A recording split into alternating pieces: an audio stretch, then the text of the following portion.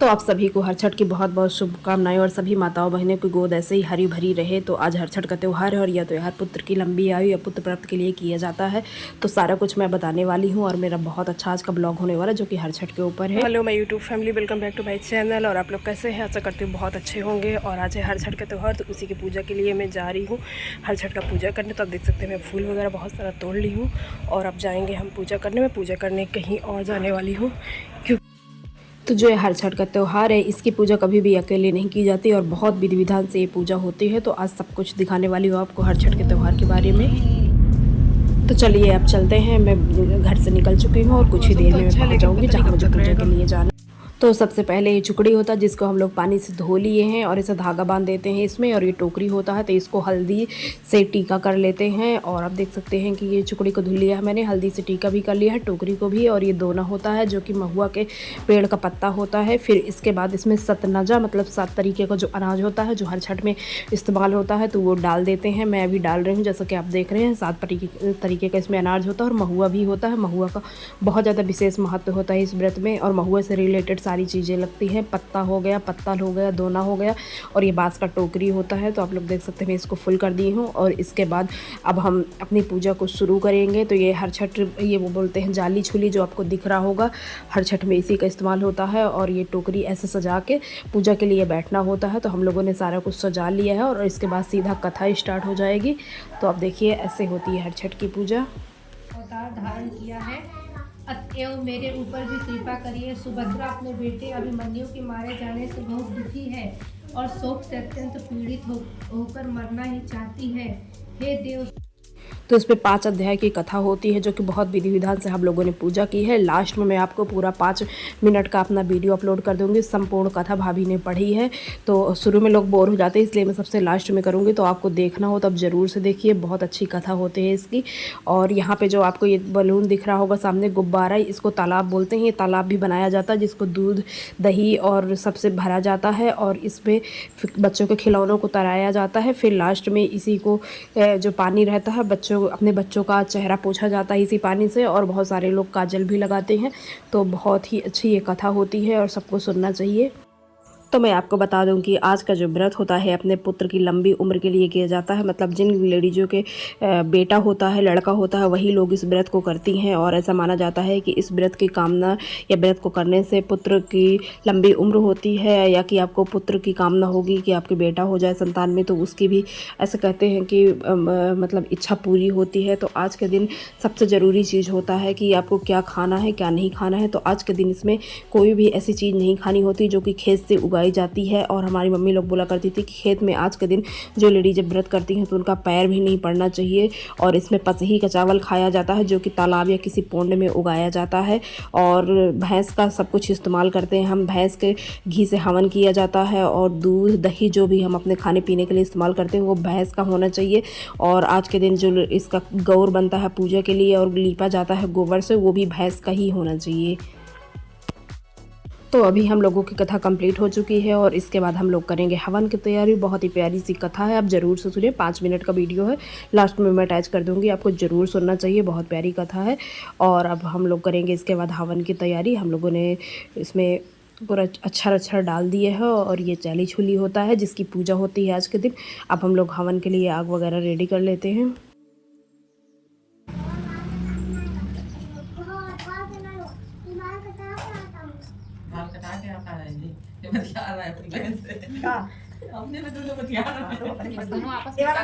तो जैसा कि मैंने आपको पहले भी बताया है कि जो हर छठ की पूजा होती है इसमें महुआ का बहुत ज़्यादा महत्व है। तो जो हवन होता है महुआ और घी का होता है।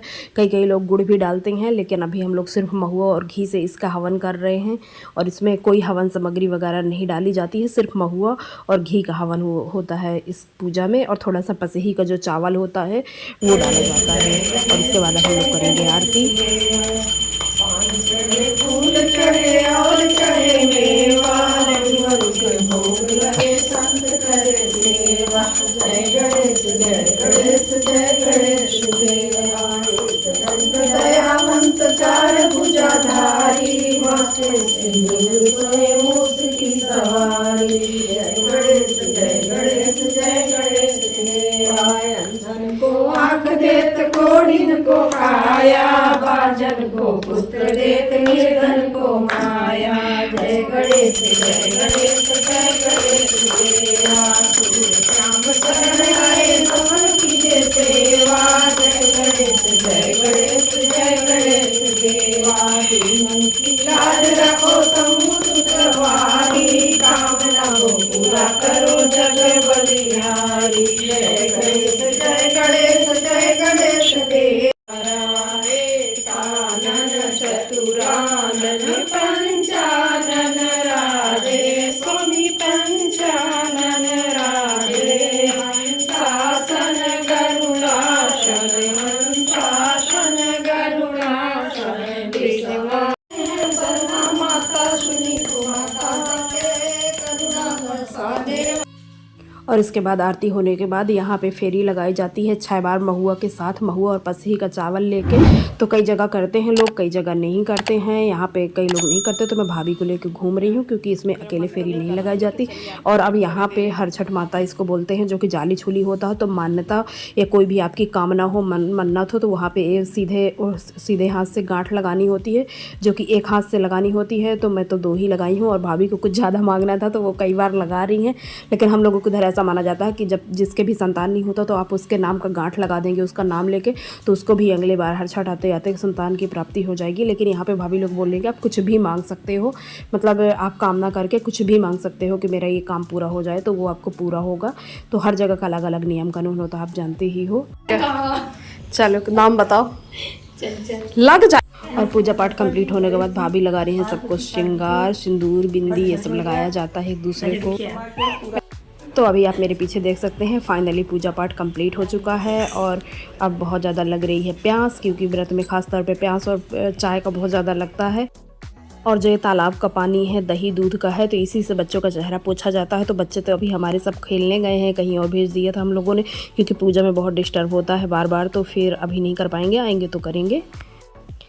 और अब यहाँ पे भाभी लेके आ चुकी हैं महुआ और किशमिश, क्योंकि जो इसका पहला व्रत तोड़ना होता है पूजा पाठ के बाद, तो महुआ से तोड़ा जाता है। तो हम लोग पूरा महुआ एक पूरा निगलना होगा और पानी पीना होगा। उसके बाद हम लोग किशमिश खा सकते हैं, फिर चाय वाय पी सकते हैं।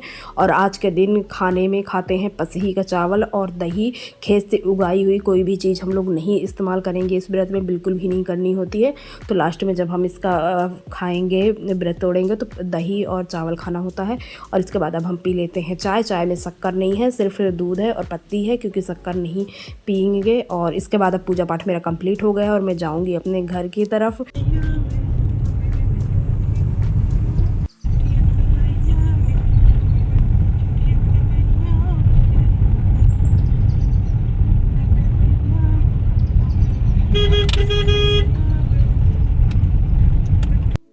तो अभी मैं घर आ चुकी हूँ और फास्ट के दिन उपवास में अक्सर भूख तो उतना ज़्यादा नहीं लगती, पर चाय का बहुत ज़्यादा लगता है और प्यास का लगता है। तो अभी मैं चाय बना लेती हूँ। तो जैसा कि मैंने आप लोगों को वीडियो में बताया कि आज के दिन हमें कोई खेत से रिलेटेड चीज़ें नहीं खानी होती, खेत में उगाए हुए अनाज नहीं खाने होते। तो ये होता है पसही का चावल, जो कि तालाब या पोंड में उगाया जाता है। और ये भैंस का दही, यही हमारा खाना होता है आज के दिन। और यही खाना होता है, वो भी बिना नमक के। तो अब लास्ट में संपूर्ण विधि विधान से की हुई पूजा 5 मिनट का है, जो आप देख सकते हैं कथा। तो देखना चाहते हो तो अब जरूर से देखिए, बहुत प्यारी कथा है। नीचे आकर रहने लगे, तेरा पुत्र जीवित हो जाएगा। फिर उन्होंने कहा कि तुम्हारा व्रत किया है, उन्होंने कहा तुमने कहा व्रत किया है, इसलिए तुम्हारा पुत्र जीवित हो गया। और तुम्हारी रानी भी श्रेष्ठ व्रत विधिवत पूर्वक करे तो उसका पुत्र भी जीवित हो जाएगा। और भी बहुत से पुत्र जन्मेंगे। इस व्रत का संपूर्ण विधान दुर्वासा ऋषि राजा और रानी को बताएंगे। श्री कृष्ण भगवान ने राजा युधिष्ठिर से कहा, हे राजन, भाद्र कृष्ण पक्ष की षष्ठी जब प्राप्त हो, उस दिन नर या नारी नियम पूर्वक प्रातः काल स्नान करके यह व्रत करें और क्रोध तथा लोभ से वर्जित होकर व्रत का नियम संपूर्ण करने के लिए जीवन पद्धति अर्थात चीटी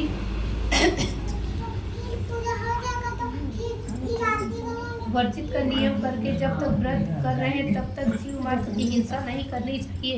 व्रत संपूर्ण करने के लिए जीव पद्धति अर्थात चीटी आदि का मार्ग उल्लंघन न करे। और मध्याह्न में मित्रों सहित पुत्र अभिलाषा वाले मन से पलाश तथा उसके नीचे अर्थात शिव पार्वती स्वामी कार्तिकेय और गणेश जी की मूर्ति बनाकर आगे कहे और पौराणिक मंत्रों से अनेक प्रकार के धूप दीप आदि समय में उत्पन्न हुए सुंदर आदि पुष्प आदि से अर्पण करें। भावयुक्त चित्त से सबकी पूजा करें।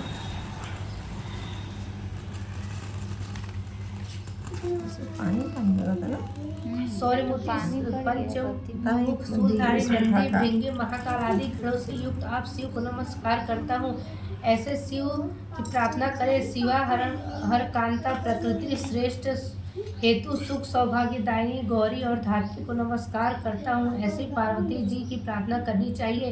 हे मयूर वाहन आपको नमस्कार है। हे क्रौंच पर्वत को विदीर्ण करने वाला कुमार विशाख और स्कंद आपको नमस्कार है। इस प्रकार स्वामी कार्तिकेय की प्रार्थना करके मूषक वाहन लंबे पेट सुंदर सूंड और एक दंत वाले आप गणेश को नमस्कार है। इस प्रकार गणेश जी की प्रार्थना करें। इन चारों देवताओं की प्रार्थना करके दीपक चंदन धूप और अनेक प्रकार के नैवेद्यों से पूजन करें और बाजा गाजा सहित ब्राह्मणों के संग अपने घर को आवे। उस दिन महुए के पुष्पों के साथ निवार के ओदन अर्थात सावा के चावल भोजन करें और भैंस की दही दूध घृत और अंत माठा विशेष करके खाए। दुर्वासा ऋषि कहते हैं कि हे राजन, जो स्त्री पुरुष इस व्रत को ऐसी विधि से करता है वो पुत्र और पौत्र से युक्त हो बहुत ही शीघ्र सुख को प्राप्त होता है। श्री दुर्वासा ऋषि के ऐसे वचन को सुनकर राजा सुभद्र और रानी सुवर्णा ने यह व्रत किया। वैसे ही विधि से किया। इस प्रकार व्रत करने से शीघ्र ही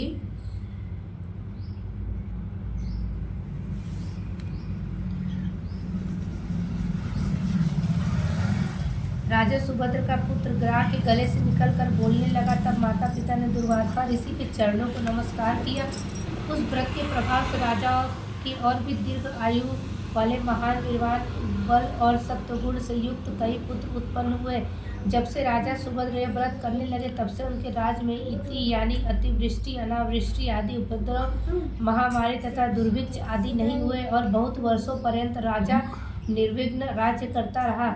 श्री कृष्ण भगवान कहते हैं कि हे राजन, युधिष्ठिर वरणविनी उत्तरा भी यह व्रत करे तो उसके सर्व दुख दूर हो जाएंगे। केशव भगवान के ऐसे वचन को सुनकर राजा युधिष्ठिर कृतार्थ हो गए और अश्वत्थामा द्वारा हत किया गया गर्भ इस व्रत के प्रभाव से जीवित हो गया। इस व्रत से वंश स्थिर हो गया। इस प्रसंग को श्री कृष्ण भगवान तथा भगवान राजा युधिष्ठिर से कहते हैं। दुर्वासा ऋषि राजा सुभद्र से कहते हैं कि हे राजन, इस व्रत करने के पश्चात शास्त्रोक्त विधि पूर्वक उसका उद्यापन करें। वह इस तरह का उद्यापन कर सुवर्ण महिषी गौ और वस्त्र दान करके ब्राह्मणों को दे। सुवर्ण अथवा चांदी की सुंदर मूर्ति बनाकर वेद वेदांत से के ज्ञाता ब्राह्मणों सहित उसका पूजन करे। दुर्वासा ऋषि कहते हैं कि हे राजन, सुभद्र विधि जानने वाले में श्रेष्ठ राजा युधिष्ठिर ने उत्तरा से भी यह व्रत करने के लिए कहा। इससे अश्वत्थामा द्वारा हित किया गया इस व्रत से बच गया। इस व्रत के प्रभाव से उत्तरा के उदर में वह गर्भ हिलने डुलने लगा और दक्षिण जीव को प्राप्त होकर प्रसन्न हुआ। हे राजन, वह गर्भ पृथ्वी पर राजा जन्मेजय जन्म का पिता परीक्षित हुआ। हे राजन, जो कोई मनुष्य यह व्रत करता है वह संपूर्ण पापों को नष्ट कर सूर्यलोक में पूजित होता है। महादेव आप यहाँ बैठिए।